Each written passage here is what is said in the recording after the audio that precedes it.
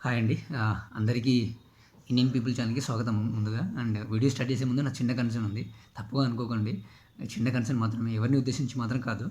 So, ఎవరు subscribe చేసుకోవడం లేదండి. చాలామంది వీడియో చూస్తున్నారు గానీ, సబ్స్క్రైబ్ చేసుకోలేదని బాధేం లేదు గానీ, ఆహ్, నా ఉద్దేశ్యం ఏందంటే నేను స్ట్రెయిట్‌గా ఒక యూత్‌ని అడుగుతున్నాను నేను. యూత్ అయినా వీడియో చూసేటోళ్ళు, డిజిటల్ మీడియాని ఫాలో అయ్యేటోళ్ళని అడగాలనుకుంటున్నాను నేను. ఒక వాల్యుబుల్ ఇన్ఫర్మేషన్ సొసైటీకి వాల్యుబుల్ ఇన్ఫర్మేషన్ కాదు, నలుగురికి తెలిసేలాంటి ఇన్ఫర్మేషన్ పాస్ చేయడం బెటరా? లేకపోతే అలాంటి వాళ్ళకి స సం ఆదరణ ఉంటే బావుంటుందా? లేకపోతే ఒక మూవీ రిలీజ్ చేసే వాళ్ళకి గానీ, లేకపోతే రీల్స్ చేసే వాళ్ళకి గానీ, లేకపోతే గేమింగ్ ఛానల్ యూట్యూబ్‌లో రన్ చేసేటోళ్ళకి గానీ, లక్షల మంది సబ్స్క్రైబర్స్ ఉంటారండి వాళ్ళకైతే. అంటే ఎప్పుడు పెడతారా? వాళ్ళకి వీడియోస్ ఎప్పుడు పెడతారా? వెళ్ళి చూద్దామని అలాంటి జనాలు చాలామందున్నారు. సో, అది ఎంతవరకు యూజ్ అయితుందో మీరే ఒకసారి తెలుసుకోండి మీ హార్ట్‌కి. నా ఒపీనియన్ ఉద్దేశ్యం తప్పని కాదు. ఎంతవరకు యూజ్ ఉంటుంది, మనం దాని మీద ఎక్కువ టైం స్పెండ్ చేయొచ్చు అనే విషయాన్ని ఒకసారి మీరే అర్థం చేసుకోండి. తప్పకుండా నేను ఇది దురుద్దేశంతో ఏం మాట్లాడతలేనండి. సబ్స్క్రైబ్ చేసుకుంటే చాలామందికి ఎక్కువ రీచ్ ఉంటుంది కదా! లైక్ అండ్ షేర్ చేయడం వల్ల మరెన్నో మంచి విషయాలు మాట్లాడడానికి ఛాన్స్ ఉంటుంది. మంచి ఇన్ ద సెన్స్ సొసైటీకి యూజ్ అయ్యే ఇలాంటి కంటెంటే. ఇప్పుడు నేను నిన్న క్యాస్ట్ సెన్సెక్స్ గురించి చెప్పాను నేను. తెలంగాణలో ఉన్న గణన గురించి, కులగణన గురించి. అంటే కులాలను లెక్కించే విధానంలో ఎంతమంది ఏ కులాలకు సంబంధించిన వాళ్ళు ఉన్నారో, లేకపోతే ఆ కులాల వారికి ఎంతవరకు న్యాయం జరుగుతుంది, ఆ కులాలకు వాళ్ళకి రావాల్సిన వాటా ఎంతవరకు వస్తుంది, పైనున్న పెద్ద కులాల వారు దీన్ని ఎలా అడ్డుకొని దీన్ని శాసిస్తున్నారు అనే విషయం గురించి మాట్లాడాను. సో, ఇలాంటి విషయాలు నేను మరెన్నో విషయాలు మాట్లాడతాను.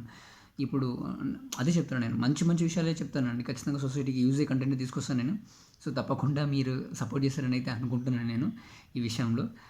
ఇక వీడియోలోకి వెళ్దామండి. వీడియో వచ్చేసి ఆహ్, చాలా వరకు ఇప్పుడు ఈ 3 డేస్ నుంచి భారీ నుంచి అతి భారీ వర్షాలు కురుస్తున్నాయండి.